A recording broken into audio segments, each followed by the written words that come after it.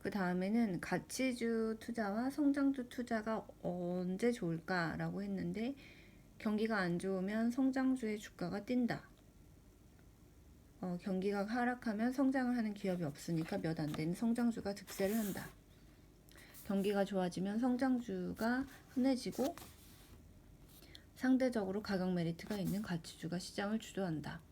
금리도 역시 성장주, 가치주의 투자와 관련이 있다.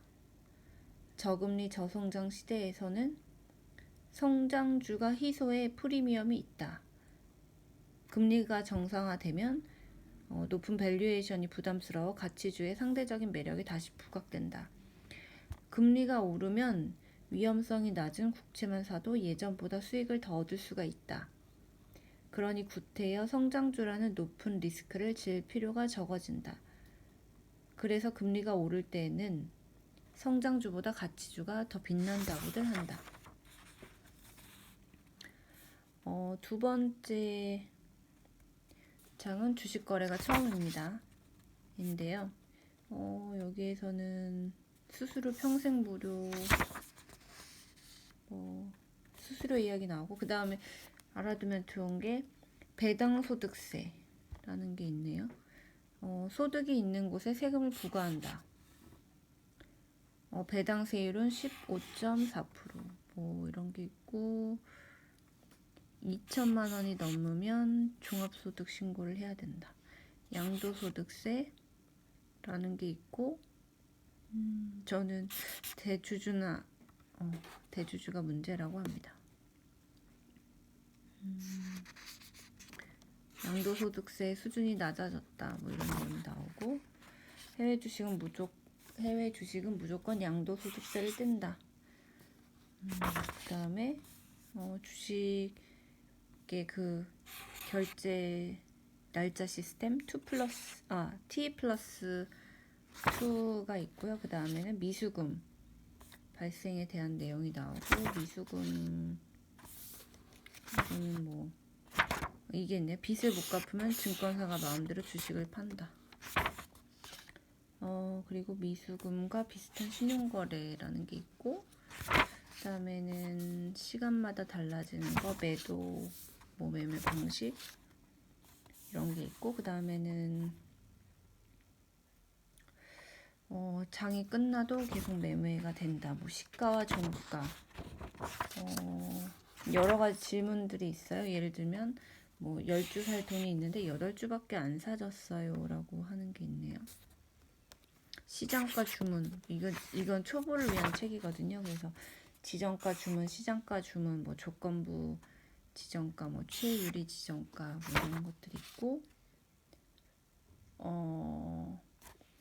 이런 거는 좀 많이 궁금해할 만한 거네요. 카카오 게임즈가 상장을 한다던데 주식을 미리 살 수는 없습니까? 처음 상장하는 회사가 투자자를 공개 모집할 때 미리 청약을 하면 상장일 전에 주식을 받을 수 있습니다. 그런데 청약할 때 경쟁률이 너무 높으면 배정받는 주식은 턱없이 적어질 수가 있습니다. 네. 아파트 사는 방법이 두 가지가 있는데, 기존 아파트 매매하는 거, 그리고 새 아파트 청약해서 분양받는 거, 주식도 동일하고 공모주라고 하는 게 있네요. 상장 주관사는 증권사에서 맡고요. 그리고 기관 투자자를 먼저 기회를 주고, 그 다음에 이후에 일반 투자자를 상대로 공모주 청약을 한다. 이런 게 있습니다. 공모주 투자는 어떻게 하느냐? 공모주도 HTS에서 청약할 수 있으나 상장 주관사 증권사에서만 가능하다. 증거금이 나오고 경쟁률, 추납 이런 거 성공하는 경우가 흔하지 않다. 주의. 공모주 투자할 때 주의할 것. 공모주 투자는 운이 좋은 주식을 싼 가격에 사들여 상장 첫날 주가가 많이 올랐을 때 주식을 팔아서 이익을 내는 것이라고 합니다. 상장 첫날의 공모주 시초가가 공모 가격의 90에서 200%에서 결정이 되고 시초가의 플러스 마이너스 30%가 상한가 하한가로 결정됩니다. 공모주에 투자할 때 공모 가격 뻥튀기에 주의해야 합니다. 자금을 쉽게 조달하기 위해서. 그래서 재무제표를 포장할 수가 있고 이익이 많이 나는 것처럼 할 수가 있습니다. 또 문제는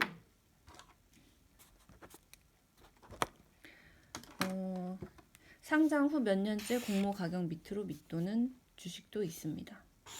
이게 있다고 하네. 넷마블이 2017년 5월에 공모 가격이 주당 15만 7천 원이었는데 최고가 20만 원까지 갔다가 3년째 2020년 8월 7일 기준으로 공모가에 못 미치고 있다. 공모가 뻥튀기. 통상 기관 투자자들과 일반 투자자들의 청약 경쟁률이 높을수록 상장 후 주가가 오르는 게 일반적입니다. 그러나 되게 잘 봐야 되겠죠. 반드시 공모가가 높은 주가를 보장해 주진 않는다. 현명하게 투자하려면 봐야겠네요. 공모주 투자는 상장 후에 주가가 오르면 바로 주식을 팔려는 수요가 급증하기 때문에 주가 하락으로 이어지기 쉽다. 기관 투자자가 특히 이제 보유한 주식이 많아서 주가 급락 폭이 커질 수 있다. 그래서 의무 보유 확약이라는 게 있다고 하네요. 전에 보호예수 뭐 이런 얘기도 들었던 것 같은데 그것도 관련 있나 모르겠네요. 잠깐 이 책 표지를 보여드릴게요. 친절한 주식책입니다. 최정희, 이슬기 씨가 지었고요. 네, 기자분들이에요. 그 다음은 보이려나요? 아마존이나 텐센트 주식 사고 싶어요. 증권사 계좌에서 해외 주식 계좌 거래만 신청하면 방구석에서도 아마존, 텐센트 주식을 살 수 있다. 단 달러 한정과 거래 수수료를 생각하면 장기 투자를 해야 유리합니다. 아마존 주가가 5년 동안 500% 가까이 올랐습니다. 삼성전자는 160% 올랐습니다. 텐센트 250%.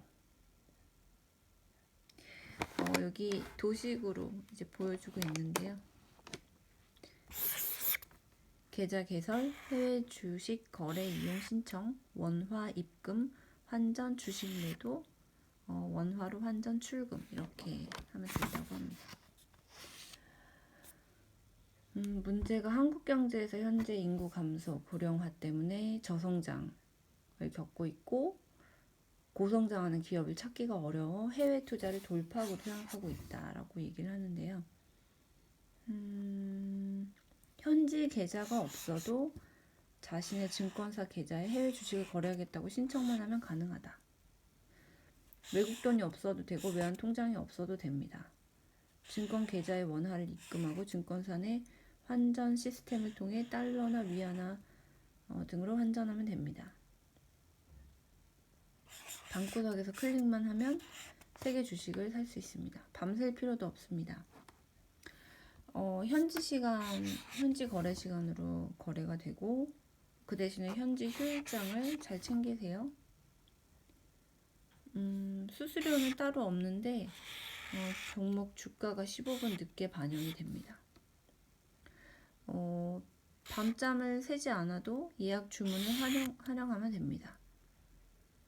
지정만 해두면 된다고 하네요. 해외 투자는 돈을 생각해서 장기 투자를 하면 이익이 있습니다. 이익이 됩니다. 라고 얘기합니다. 왜냐하면 수수료를 많이 떼기 때문인데요. 환전, 그리고 환전 시간도 따로 있네요. 그리고 또 은행 고시 환율을 따라서 그 환율이 되는 거고 환전 수수료는 환율의 대략 1% 전후이다. 요즘 증권사에서 해외 주식 투자자 유치를 위해 환전 수수료를 깎아주는 환율 우대 서비스를 활발하게 운영하고 있다. 라는 얘기가 있습니다. 그 대신에 환전을 할 때 주의해야 할 것이 있으니 바로 환차손이다. 해외 주식 투자를 할 때 내가 투자한 나라의 통화 가치와 원화 가치가 어떻게 변하느냐에 따라 주식 투자율이 달라질 수 있다. 라는 얘기를 하네요. 미국 주식을 사기 전에 원화를 달러로 바꿀 때는 원화가 비싸에 유리합니다. 이게 무슨 말일까요?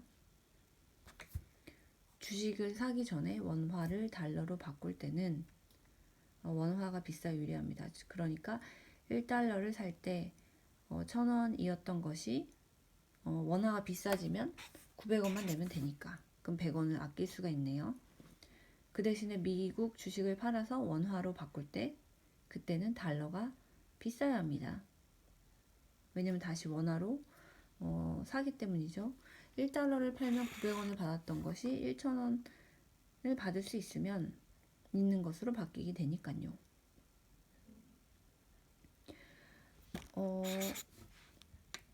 달러가 비쌀 때 해외 주식을 매수하고 달러가 쌀 때 해외 주식을 팔아서 원화로 바꾸면 그대로 내 주식에서 손해를 봅니다. 이것을 환차손이라고 합니다. 이 환율 차이로 인한 손해 이건가 봐요. 그럴까요? 적어봐야겠다. 적어놔야지.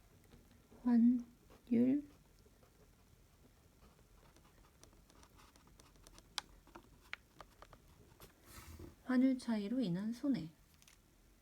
거래 수수료가 붙는다고 하네요. 거래 수수료 0.2%. 그래서 환차 수수료, 환전 수수료, 매매 수수료. 그러니까 여기서는 거래할 때마다 떼이는 돈 이상의 수익을 올려야 한다. 자주 팔지 말고 뭐 어쩌고저쩌고 돼 있네요. 그럼 여기에서 이제 막강 코너로 주식은 어느 정도로 수익률을 내야 잘하는 걸까요? 라고 얘기하는데요. 김치 프리미엄이라는 단어가 있었죠. 비트코인 때문에.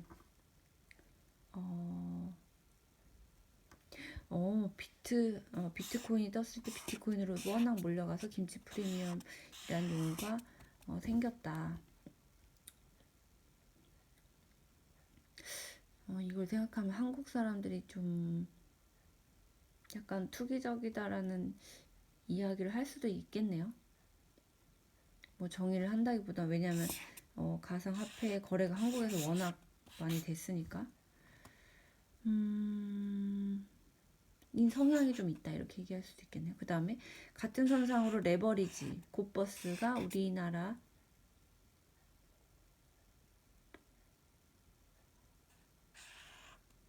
인기를 끄는 나라도 드물다고 한다.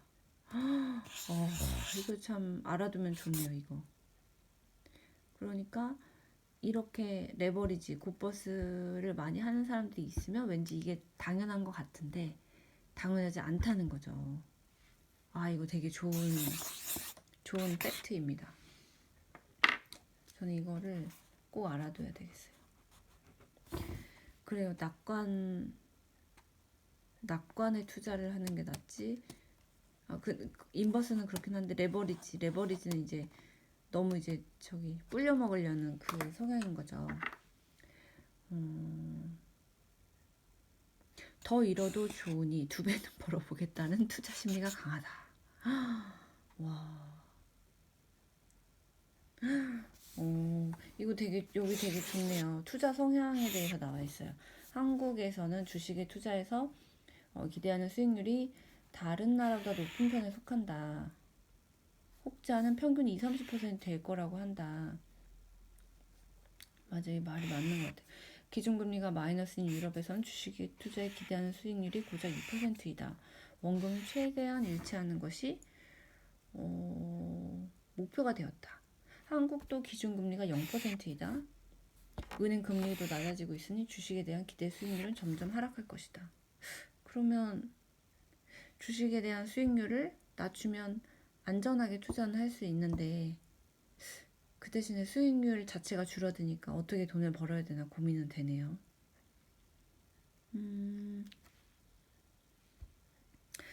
벤치마크라는 게 있네요.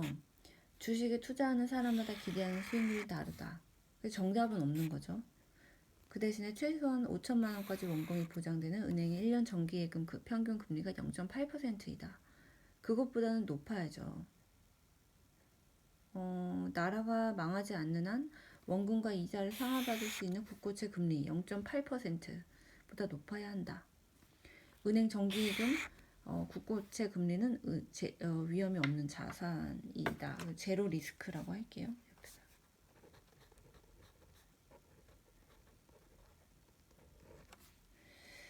그 대신에 주식은 원금 전액을 잃을 수 있다. 그래서 그것보다는 훨씬 높은 수익을 내야 한다. 그러면 그 중간 어딘가가 되겠죠. 은행 금리와 위험을 품은 그거 안에는. 근데 20-30%와 1%의 차이는 너무 크네요. 그래서 기관 투자자들이 가장 많이 목표를 삼는 것이 벤치마크 수익률이라고 하는데 코스피 종목에 투자하면 코스피 지수 코스피 200 지수가 벤치마크가 되고 코스닥 종목이라면 코스닥 지수 코스닥 150이 벤치마크가 된다. 마이너스 수익률을 냈어도 이거 되게 좋네요. 마이너스 수익률을 냈어도 벤치마크보다 수익률이 높으면 역시 잘한다고 평가를 받는 것이다. 이건 중요한 것 같아요. 왜냐면 기준이 있어야 되거든요. 기준이 없으면 내가 잘해도 잘했다는 걸 모르고 내가 못한 줄 알 수도 있는데 여기 글 하나가 있어요. 개인 투자자라면 벤치마크를 아무리 이겼어도 마이너스 수익률에 만족할 수 없다. 차라리 은행이 예금할 걸 했다면 후회할 수도 있다. 그러니 벤치마크와 투자 수익률을 비교하는 것은 의미가 없다라고 했습니다. 다만 투자 위험과 기대 수익률을 선택할 수는 있다고 하네요. 투자 위험이 높은 종목을 선택했다면 기대 수익률이 높을 수밖에 없다. 그리고 투자 위험이 낮은 안정적인 종목을 선택했다면 기대 수익률도 낮아질 것이다. 맞아요. 이거 되게 중요한 것 같아요. 주식에 투자할 때 얼마를 벌을 수 있냐보다 얼마의 손실을 감당할 수 있느냐를 따져보는 게 더 중요합니다. 그래서 기대 수익률도 투자 기간도 달라지는 것입니다. 이거 굉장히 중요하다고 저도 생각하고 있어요. 주식에 투자해서 20-30%의 수익률을 얻거나 원금의 2배를 먹겠다는 목표를 세웠다면 변동성이 큰 위험한 종목을 선택해서 단기간에 투자를 할 수밖에 없겠죠. 뭐 요거는 세웠다면 성장할 거로 예상되는 종목을 선택해 장기 투자할 수도 있을 텐데 요거는 약간 퀘스천 마크네요. 별 다른 이유 없이 오르는 테마주나 작전주 등에 투자하여 빨리 수익을 챙기고 나가겠다는 생각을 하게 될 것이다. 이럴 경우에 주식은 굉장히 위험한 자산이 되고 그만큼 기대하는 수익률도 높아진다. 여기 한번 띄었어야 되는데. 원금 손실의 가능성도 생긴다. 저 이 부분이 진짜 중요한 것 같아요. 주식에 투자할 때는 얼마나 벌 수 있느냐 보다는 얼마의 손실을 감당할 수 있는가. 얼마의 손실을 감당할 수 있는가. 이게 플러스를 생각하는 것도 필요하고요. 마이너스를 생각하는 것도 정말 중요하거든요. 제가 영어를 하는데 저는 이제 영어를 해서 영어가 저의 메인 잡이고 그걸로 밥을 벌어 먹고 있어요. 근데 저는 점점 영어를 함부로 추천하지 않게 되더라고요. 영어 공부에 얼마만큼 해야 되느냐 그 선이 참 난감해요. 그래서 저는 이거 영어 공부할 때도 똑같은데 얼마만큼의 리스크를 감당할 수 있겠습니까? 라는 걸 두고 저는 이제 하라고 얘기하고 얼마만큼의 효과를 볼 수 있겠습니까도 생각을 하고 공부를 하라고 하거든요. 저는 그에 따라서 공부를 했고 적중 거의 98% 적중을 해서 성과를 냈어요. 성과를 내고 보니까 제가 진짜 운이 정말 좋은 것 같거든요. 시대 플러스 여러 가지로 아무튼 그래서 운이 좋아서 그랬던 건데 이거 진짜 저는 이 말이 참 와닿았어요. 저희가 주식 투자를 못 에도 이런 게 적용이 될 수 있겠네요. 아무튼 반면에 주식에 투자하더라도 국고채나 예금, 은행 정기예금 금리보다 조금만 더 수익을 가져가야겠다고 생각할 수도 있습니다. 그쵸? 안정적인 투자를 하는 거죠. 분기마다 반기마다 또는 1년에 한 번씩 이자를 받듯 배당금 받는 투자 수단을 생각할 수도 있다. 해외와 비교하면 아직 멀긴 했는데 이익의 증가나 감소에 크게 구애받지 않고 꾸준히 배당금을 지급하는 종목도 생겨나고 있다. 삼성전자에서는 2015년 이후로 1년에 4번씩 배당금을 지급하고 있다고 하네요. 혹시 삼성전자 주식이 있으신가요? 저는 19주 있어요. 주식이 은행 예금이나 채권보다 훨씬 위험한 자산이다. 그러나 투자자가 어떤 마음을 먹느냐에 따라 위험도 달라지고 기대 수익률도 달라진다. 그러니 배당주에 투자하면서 20-30%의 수익률을 기대하거나 위험한 종목에 투자하면서 은행보다 조금 더 나은 수익률을 기대하는 것은 맞지 않다. 네, 주식을 투자할 때는 내가 어디에 서 있는지 살펴봐야 한다. 네. 돈 되는 종목을 고르고 싶어요 하는 건데요. 삼성전자가 1등 기업인데 주가는 왜 5만 원밖에 안 하나요? 라는 건데요. 종목이 좋은지 판단하려면 단순히 주가만 보면 안 됩니다. 너무 비싸져서 주식 거래가 적어지면 회사가 거래를 늘리려고 액면 분할로 주식을 쪼갭니다. 삼성전자가 액면 분할을 해서 5만 원인 이유예요.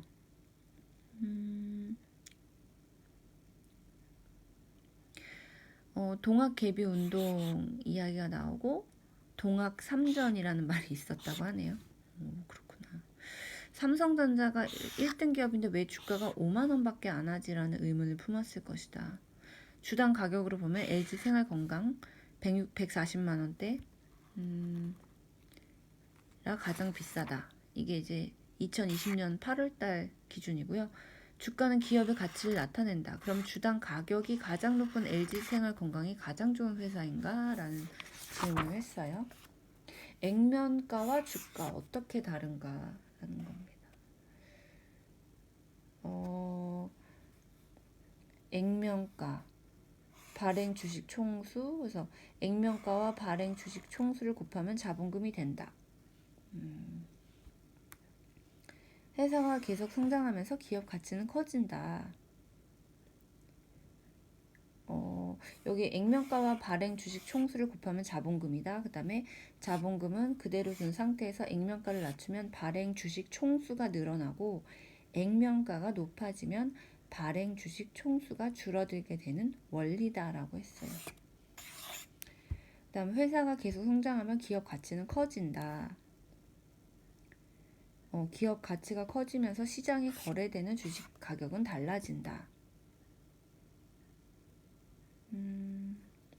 액면가와 주가는 기업 가치가 커질수록 차이가 벌어질 수밖에 없다. 주가는 기업 가치에 따라서 계속해서 변동하는데 액면가는 주주총회를 열어 주당 액면가를 변경하지 않는 한 회사 설립할 때 정한 가격 그대로를 유지하기 때문이다. 회사가 설립했을 당시보다 가치가 떨어져서 주가가 액면가보다 낮아지는 경우도 생긴다. 네. 액면 분할을 하면 주당 가격이 낮아진다. 액면 병합을 하면 주당 가격이 높아진다. 라는 게 있네요.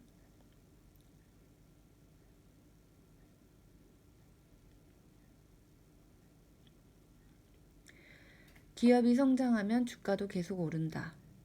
발행 주식 총수는 회사가 설립한 이후에 변함이 없는데 주가가 너무 높아져서 주식을 사거나 파는데 어려움이 생길 수 있다. 이럴 경우 거래량이 줄어들고 유동성이 떨어진다.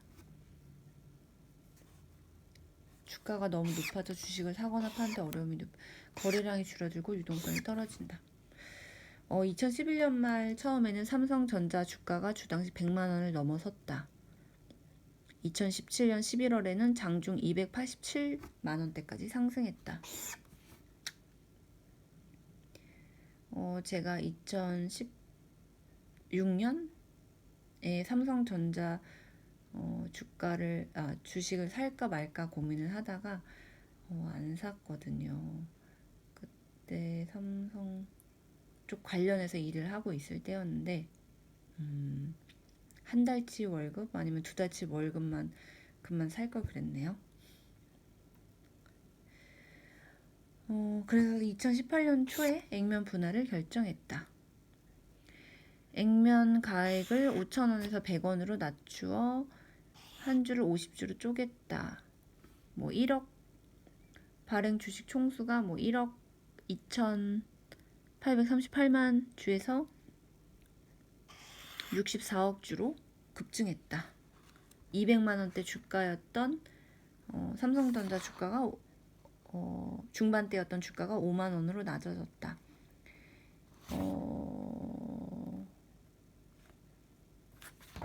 200만 원대 중반대 삼성전자 한 주를 가지고 있었던 투자자는 5만 원짜리 50주를 갖게 되니까 투자자가 보유한 삼성전자의 가치는 액면 분할 전과는 별다른 차이가 없게 된다.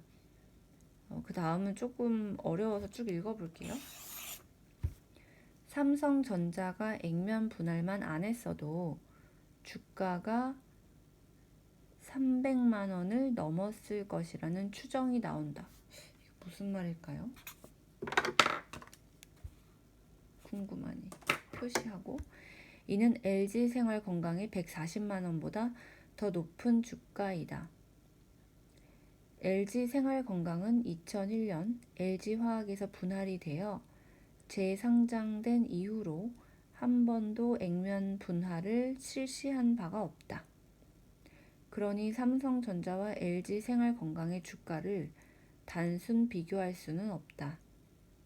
삼성전자와 LG생활건강은 2020년 말 자본금 우선주를 합산했을 때 각각 8,975억 1,400만 원, 885억 8,900만 원으로 삼성전자가 LG생활건강보다 10배 이상 많다. 자본금 기준으로 했을 때는 삼성전자가 10배 이상 많다. 액면가는 각각 100원, 5,000원이고 발행 주식 총수 보통주 기준도 각각 59억 6,978만 주 그리고 1,561만 주로 비교가 불가능하다. 다만 삼성전자는 주가가 회사 설립 당시에 100원에서 5만 원으로 500배 높아졌고, LG생활건강은 5,000원 액면가에서 140만 원으로 280배 성장했다고 볼 수 있다. 굉장히 숫자가 많이 나와서 어렵네요. 반대로 액면 병합이라는 것도 있을 수 있다. 주식을 여러 개를 합쳐서 한 주로 만드는 것이다. 주가가 낮아서 주식을 사고 파는 것이 너무 자유롭다 보니 주가 변동성이 커지거나 주가가 너무 싸 보이는 것을 막기 위해 실시하는 것이다. 키이스트는 2020년 4월 5주를 한 주로 합쳤다. 이를 위해 액면가를 주당 100원에서 500원으로 높였다. 발행 주식 총수는 8,535만 6,831주에서 1,707만 1,366주로 줄어들었다. 키이스트의 주가는 2,000원대에서 1만 원대로 올라섰다. 그런데 만약 3주를 가지고 있었던 투자자라면 주식이 0.6주로 줄어들게 된다. 주식을 거래할 수 있는 최소 단위는 한 주인데 이보다 적어지게 된 것이다. 그러면 이런 단수주, 한 주 미만의 주식이 된 경우에는 액면 병합 후에 주식을 재상장하는 날 첫날 종가를 기준으로 보유하게 된 주식 수만큼 현금으로 돌려받게 된다. 종합하면 액면 분할, 액면 병합은 자본금이 변함이 없는 상태에서 발행 주식 총수를 늘리느냐 줄이느냐의 문제일 뿐이다. 이에 따라서 주당 가격도 낮아지거나 높아진다. 이는 기업 가치에 아무런 영향을 미치지 않는다. 네.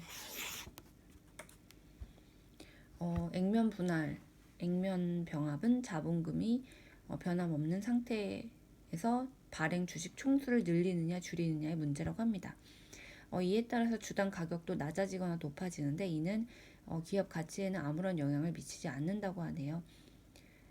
그 다음은 액면 분할은 주가 상승과 관련이 적다라는 건데요. 그렇다고 해도 과거에는 액면 분할을 하면 투자자가 낮은 가격에 주식을 살 수 있어서 해당 주식에 대한 수요가 늘어났고 거래가 활발해져서 주가가 오를 거라는 기대가 있었다. 물론 시간이 지나면서 액면 분할은 아무런 영향이 없구나라는 것을 깨닫게 되었지만 말이다. 그러나 이러한 기대감조차 사라지게 된 계기 역시 삼성전자의 액면 분할이었다. 삼성전자의 액면 분할과 반도체 업황 악화가 겹치면서 2008년 5월 달에 액면 분할 후 5만 원 안팎으로 거래되던 주가가 그 해 계속 떨어져서 12월 말 3만 원 후반까지 하락했다. 이때 샀어야 되는데. 그쵸? 물어볼까요? 이때 샀어야 하는데. 여기 옆에 적어볼게. 아이고. 이제라도 사지 뭐. 네. 스마일 적었습니다. 그 대신 삼성전자는 액면 분할로 주주가 10배 가까이 급증했다. 주당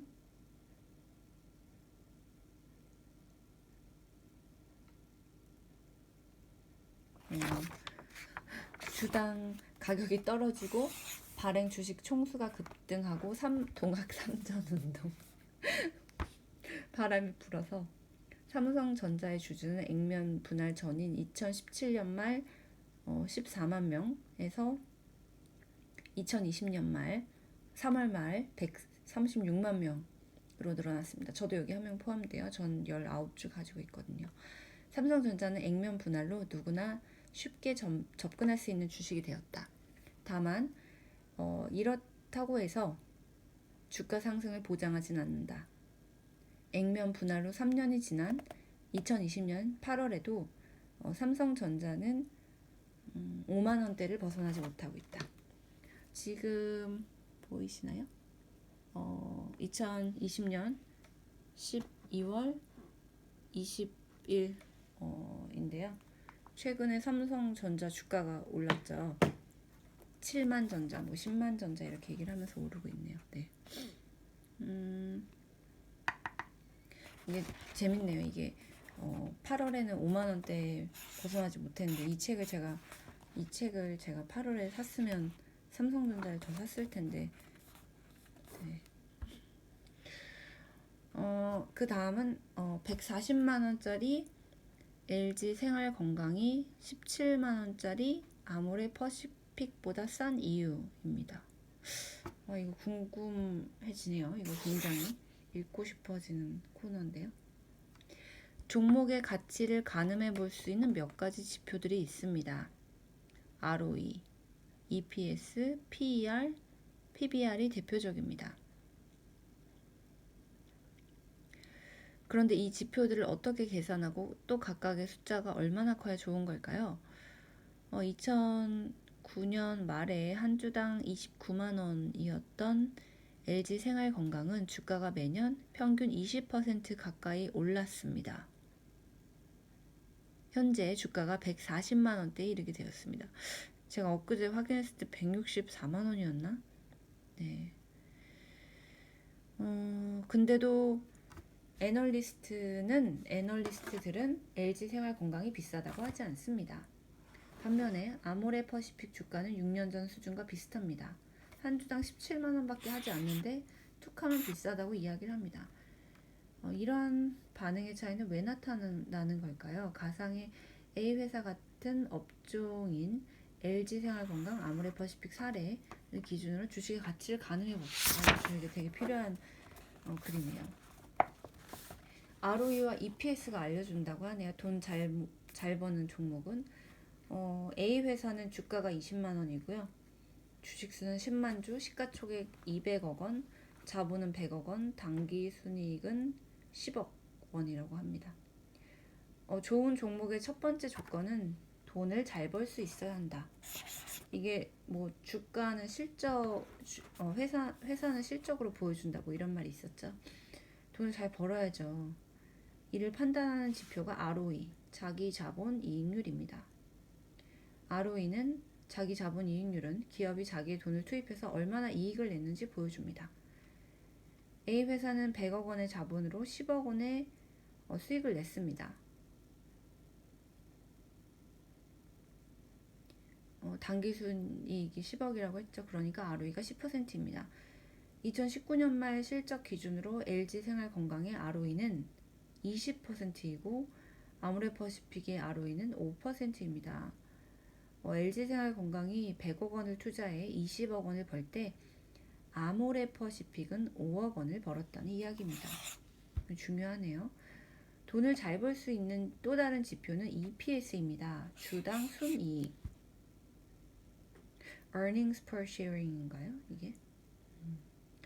한 주당 한 해에 얼마만큼 벌었는가를 보여주는 지표입니다. 올해 10억 원을 번 A회사의 주식이 시장에 10만 주 풀려져 있습니다. 자사주와 우선주를 포함해서요. 그래서 EPS는 10,000원으로 계산이 된다고 하네요. 공식은 없어요. 안 나왔어요.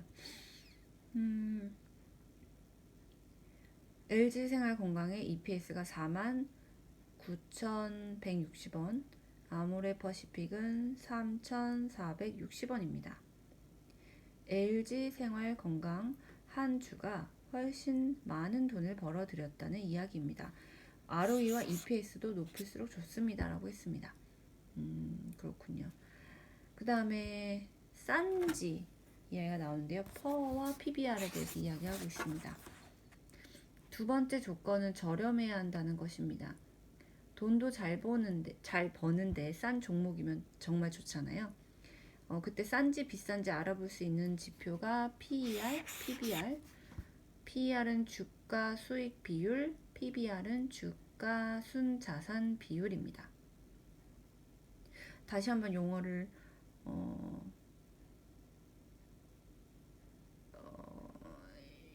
영어랑 한국어를 읽어드릴게요. PER, 주가 수익 비율. 그럼 이 영어로 한번 대입해보면 price per ratio인가? price earning ratio인가? 네, 정확하게 잘 모르겠네요. PBR은 주가 순자산 비율. 이거 한번 검색해 볼게요. 제가 용어를 잘 모르기 때문에 검색을 해볼게요. PER Price Earning Ratio 주가 수익 비율. 주가를 주당 순이익으로 나눈 주가의 수익성 지표라고 합니다. 다음에 PBR 주가 순자산 비율 Price Book Value Ratio. 네. 먼저 PER은 한 주당 창출하는 수익 EPS 대비 주가가 몇 배나 부풀려 있는지를 보여준다. EPS가 1만 원인 A 회사의 주가가 현재 20만 원대로 거래가 되고 있다면 PER은 20배이다.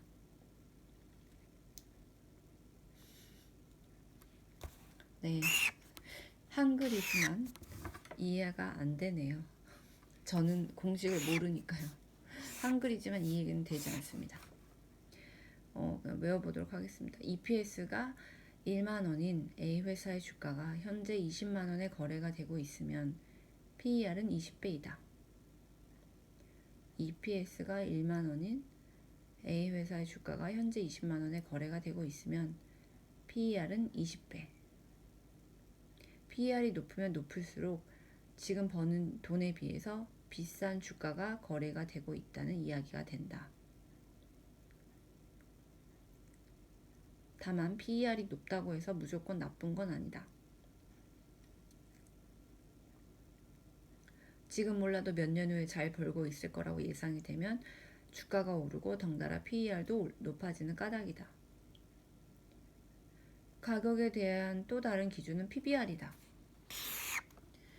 PBR은 기업 자체의 가치, 순자산 가치가 시장에서 얼마 수준으로 평가받고 있는지를 보여준다. 이때 시장의 평가는 시가총액이고 이를 순자산으로 나눈다. A 회사의 자본이 100억 원, 시가총액이 200억 원, PBR은 2배이다. 이거 좀 이해가 되네요. 근데 EPS랑 PER은 전혀 모르겠어요. 무슨 말인지. 이건 공식을 좀 봐야 될 것 같아요. PBR이 높을수록 회사가 갖고 있는 가치에 비해 고평가되고 있다고 볼 수 있고 한 배보다 낮으면 극심한 저평가라고 할 수 있다. PBR이 1배 미만이라는 것은 지금 당장 회사 문을 닫고 가진 자산을 몽땅 팔아치워도 시가총액보다 돈이 더 많다는 이야기니 말이다. 여기는 접어가지고 한 100번은 읽어봐야 될 것 같아요. 여기 진짜. 그 다음에 ROE와 EPS, PER, PBR 같은 업종 내 수준을 비교하는 게 적절하다. 비슷한 종목끼리 비교하면 내 종목의 가치를 알 수 있다. 예컨대 바이오주의 경우는 미래 신약이 대박이 터질 수 있다는 것을 미리 반영해 주가가 높게 평가되는 경우가 많다. 그래서 바이오 업종의 평균 PER은 80회 전후 수준이다. 반면에 음식료 업종의 경우는 당장 얼마나 팔리느냐가 중요하다. 그래서 고평가 받는 일이 없다. 그러니까 PER은 평균 10배 전후에서 머문다. 따라서 어느 종목이 PER이 90배인데 어느 종목이 PER이 10배라고 해서 무조건 비싸거나 싸다고 재단할 수 없다. 그러면 지금 한번 저기 셀트리온 PER 한번 볼까요? 셀트리온 PER 얼마일까요? PER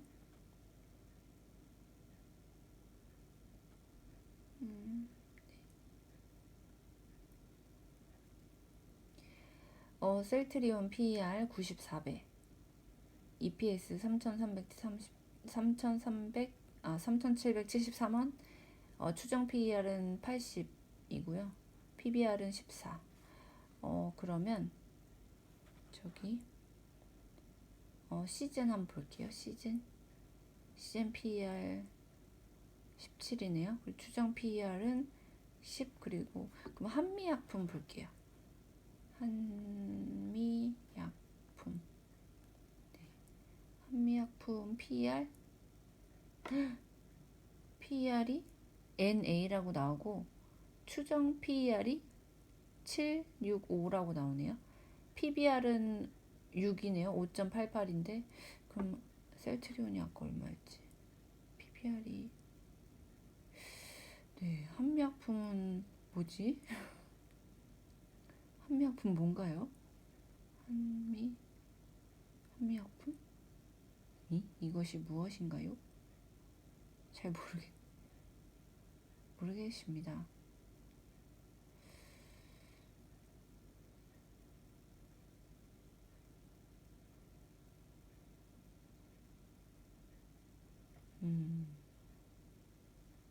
삼성바이오로직스. 우와, 추정 PER이 233이네요. 233. 엄청나네요. 그러면 동서 볼게요. 동서가 이제 식음료죠. 동서. 네, 추정 PER NA고 PER이 23이에요. 상당히 높네요. PBR은 2.35. 그다음에 비교할 만한 업종이 나오려나? 식음료 중 동일 업종 더보기. 오리온 볼게요. 오리온 PER 18. 꽤 높은데요? 오뚜기 55만 얼마네요? 오뚜기 PER 18. 그래도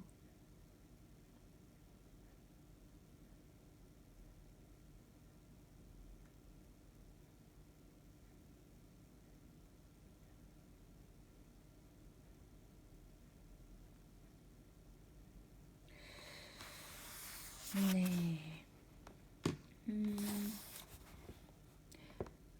LG생활건강의 PER이 32배, 아모레퍼시픽은 48배.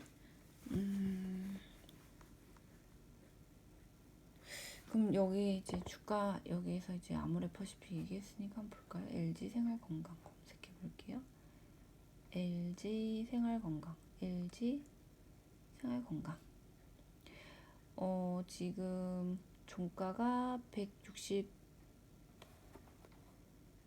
1,000원이고요. PER이 36. 그 다음에 PBR은 5.79. 그러면 동일업종 볼게요. 동일업종 PER 300.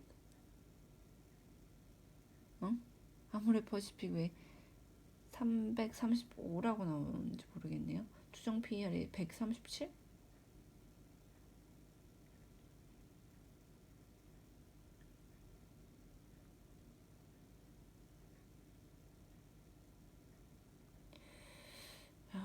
모르겠네요.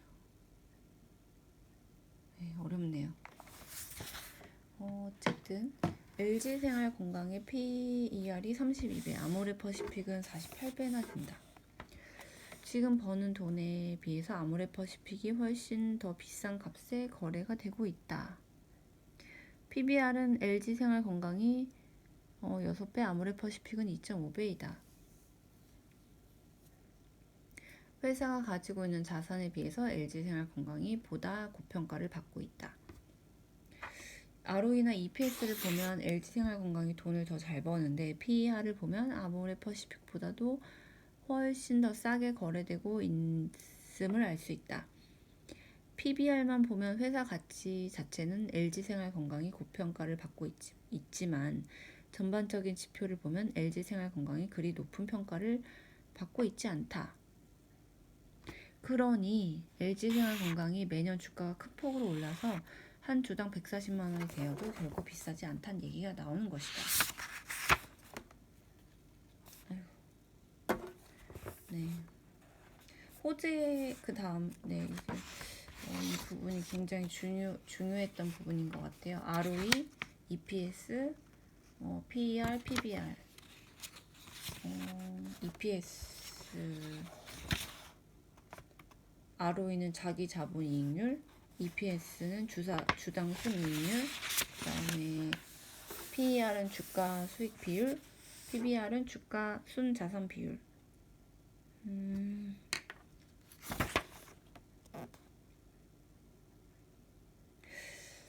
LG생활건강이 PER 32, 아모레퍼시픽은 48이니까 버는 돈에 비해서 아모레퍼시픽이 훨씬 더 높은 훨씬 비싼 값에 거래가 되고 있는 것이다.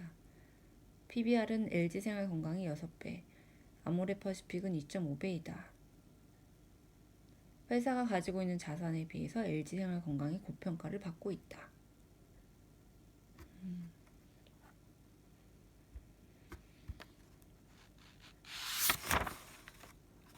네, 이 부분은 진짜 100번 읽어봐야 될 것 같아요, 저는. 뭐 용어를 아예 모르는 건 아니었는데요. 아직 전혀 한 5%? 10% 정도 이해한 것 같아요, 이 부분은. 주가가 힘을 받는 이유. 주식시장에서 체력은 곧 실적이다.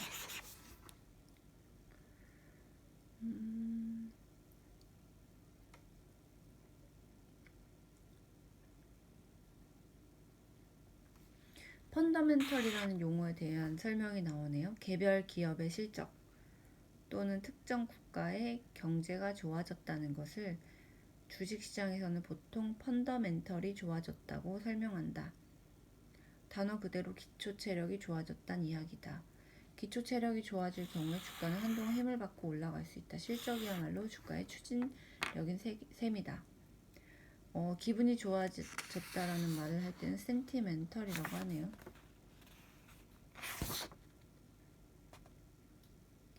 내 체력은 그대로인데 오늘따라 기분이 좋아서 힘이 나는 날이 있다. 기업으로 따지면 종목 자체의 실적은 그대로인데 업종 내 호재가 생겼을 때 얘기한다. 예를 들어서 뭐 백신이나 뭐 진단키트 투여가 생겼을 때 그런 걸 얘기하나 보네요.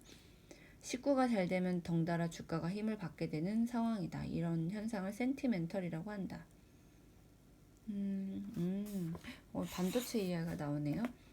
미국 반도체 기업의 실적이 잘 나왔을 경우 한국 반도체 기업의 실적도 잘 나올 거라는 추론이 가능하다. 그래서 전날 밤 미국 반도체 종목의 주가가 올랐을 경우 다음날 오전 한국 반도체 종목의 주가도 동반 상승하는 경우가 많다. 이런 경우에는 업종 내 센티멘털이 개선되었다고 표현한다. 저는 이게 미국에서 좋아지면 한국도 좋아질 수 있구나. 반대가 아닐까라는 생각도 했는데. 또 주가를 짓눌렀던 악재가 해소되는 경우에도 주가가 오를 거라는 기대감에 기분이 좋아질 수 있다. 미국과 중국의 무역 분쟁이 1단계 합의를 본 후에 주가가 반등했을 때가 대표적인 예이다. 이는 시장 전체의 분위기가 좋아진 거라 코스피 시장의 센티멘털이 개선되었다라고 바꿔 말할 수 있다. 개선되었다. 센티멘털이 개선되었다. 다만 센티멘털은 어디까지나 기분의 문제이다. 그래서 기초 체력이 수반되지 않는 한 다시 주가가 할 가능성도 적지 않다. 네. 그 다음은 모멘텀이라는 용어에 대해서 이야기하는데요. 아직 실현되지 않았어도 머지않아 현실화될 것 같은 긍정적인 이벤트가 있을 수 있다. 바이오 종목에서 진행 중인 임상이 긍정적인 결과를 낼 것 같다라든지 게임 종목에서 출시를 앞두고 있는 신작이 있을 때 또는 콘텐츠 업종의 경우 신작 드라마나 영화가 나오거나 뭐 제조업일 경우에 공장을 새로 세울 경우 삼성전자가 공장을 새로 짓는다는 기사가 있었는데 말이에요. 제가 그 기사를 스크랩을 했는데요 말이에요. 정부가 어떤 정책을 내서 특정 종목이 수혜를 볼 것 같다는 식의 호재도 여기에 해당한다. 뭐 4대강 관련주 뭐 이런 게 있겠죠. 이렇듯 종목에 벌어질 향후 이벤트를 보고 투자하는 것을 모멘텀 투자라고 말한다. 모멘텀은 종목 단위뿐만 아니라 보다 넓은 시장 단위에서도 발생할 수 있다. 지수 종목 변경이 대표적이다. 코스피 200 지수 등 여러 지수들은 1년에 2번 정도 지수 내 종목을 교체한다. 시가총액이 낮아지거나 횡령 등의 문제가 생긴 종목을 지수에서 빼고 실적이 더 잘 나오거나 시가총액이 증가한 종목을 대신 지수에 넣는 것이다. 지수에 새로 들어가게 된 종목의 경우 그 지수 내 종목을 똑같이 따라 사는 상장 지수 펀드 ETF에서 새롭게 매수세가 들어오기 때문에 매수세가 증가한다.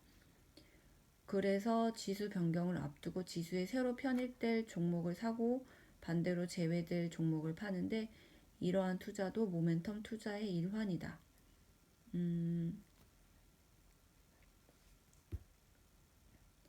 다만 모멘텀 투자의 경우에 이벤트가 종료되면 주가가 하락할 가능성이 크다는 점을 감안해야 한다. 이벤트가 일어날 것을 미리 예측해서 주가를 올리는 것이고 이벤트가 끝나면 재료가 소멸되는 것과 마찬가지이기 때문이다.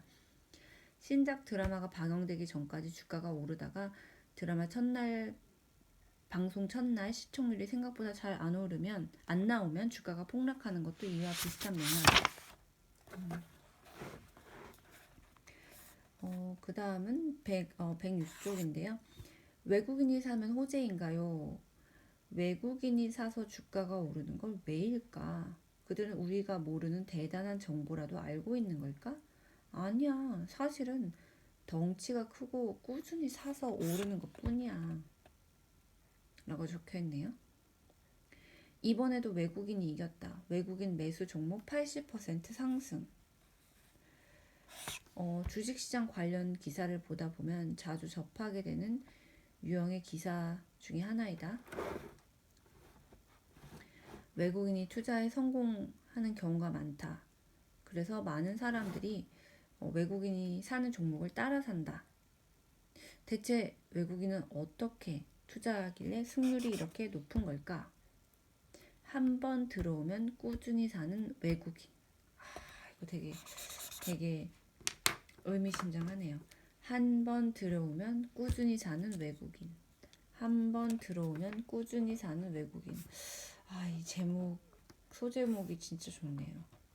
한 번 들어오면 꾸준히 사는 외국인. 주식시장에서 외국인이란 외국계 투자은행, 펀드, 연기금, 헤지펀드 등을 통칭한다. 모두 같은 성격을 갖고 있다고는 볼 수 없다. 그러나 비슷한 추세를 보인다.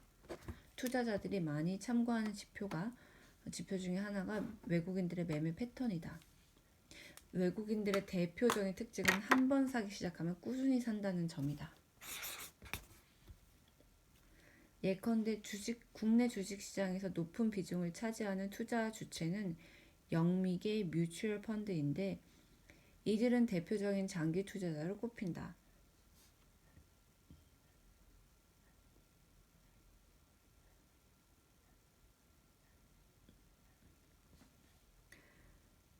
참고로 일반 펀드가 이미 설립된 자산 운용사가 만들어 운용하는 것이라면 뮤추얼 펀드는 고객으로부터 모은 돈으로 펀드 회사를 차리는 것을 말한다. 단 장부상으로만 존재하는 회사라는 점은 일반 펀드와 크게 다르지 않다. 뮤추얼 펀드는 은퇴 자금을 마련하기 위한 고령 투자자의 비중이 절대적이다.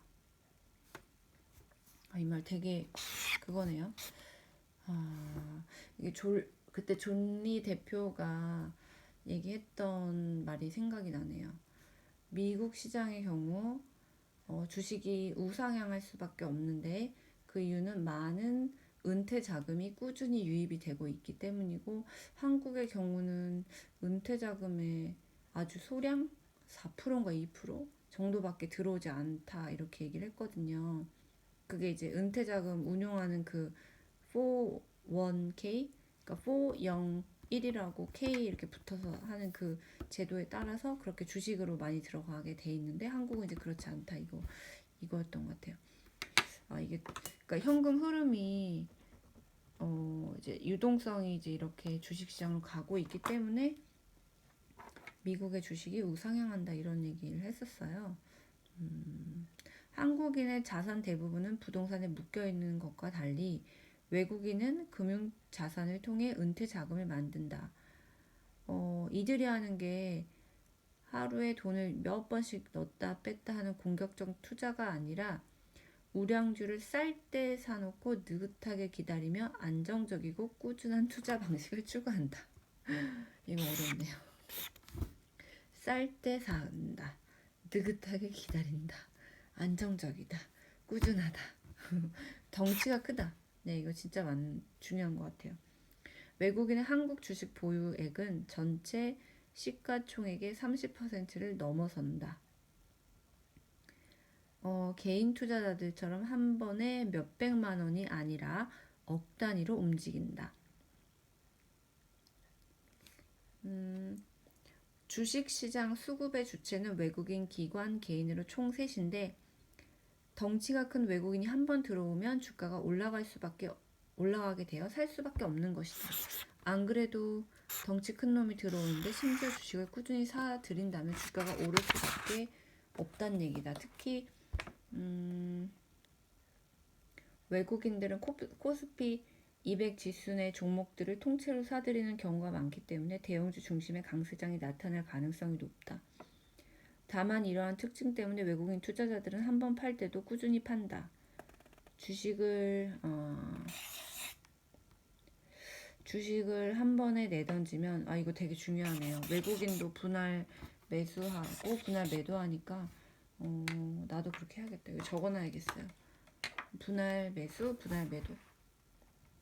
외국인도 분할 매수, 분할 매도. 네. 그래서 팔아야겠다고 생각을 하면 주식을 조금씩 오래 판다. 이렇듯 외국인 투자자들은 일종의 추세를 갖고 움직인다. 외국인은 개인 투자자가 모르는 정보를 갖고 있는가라는 이제 명제가 있는데요.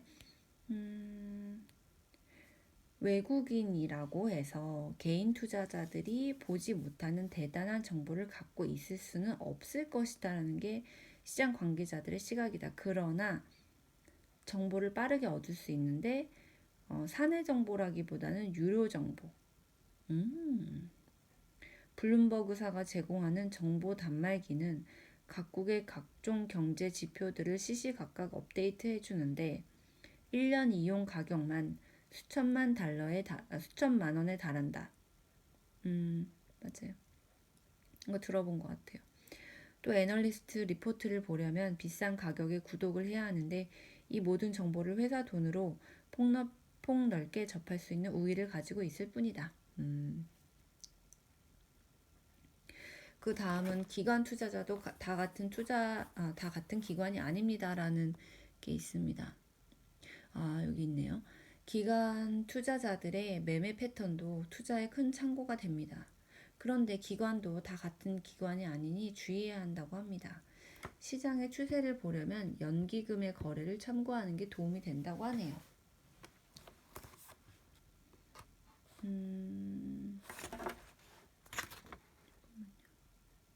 외국인 기관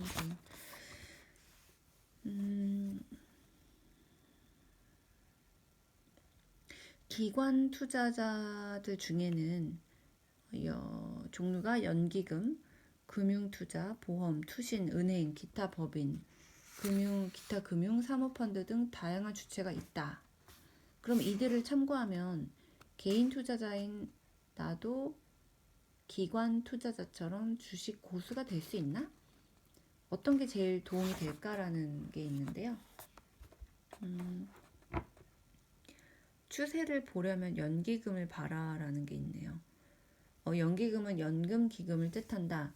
국민연금, 공무원연금기금, 우체국 보험기금, 사학연금기금 등이 이에 속한다. 이들은 국민의 노후소득을 보장하거나 특정 공공사업 자금을 마련하기 위해 조성된 자금이니만큼 보수적이고 안정적으로 투자를 한다. 단기 투자가 아닌 장기 투자를 하고 우량주를 주로 산다. 그렇구나. 미국과 중국 간 무역 분쟁 등으로 인해 주식시장이 패닉에 빠져 우량주가 싸지면 연기금은 어김없이 저점 매수에 나서곤 한다.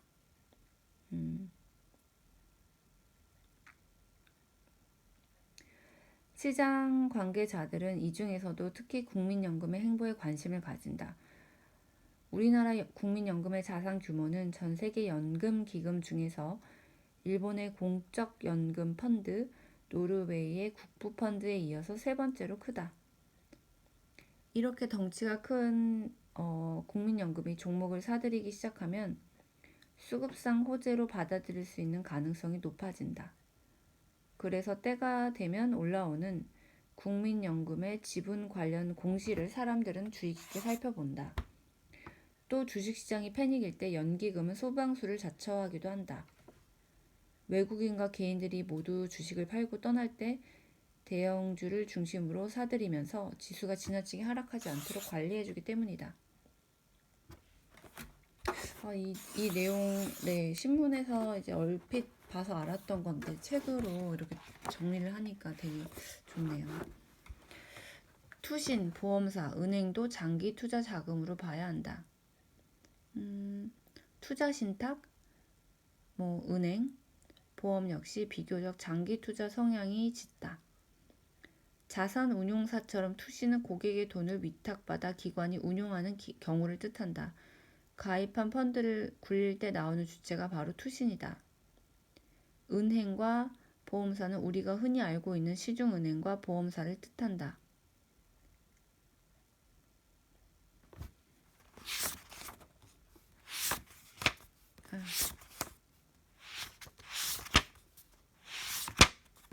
이제 여기까지만 할게요.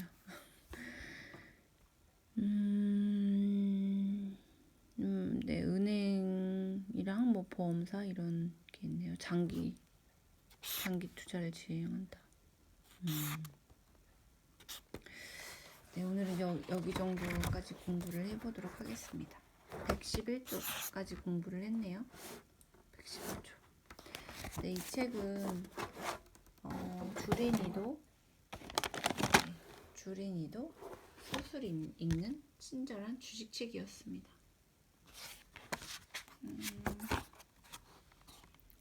최정희,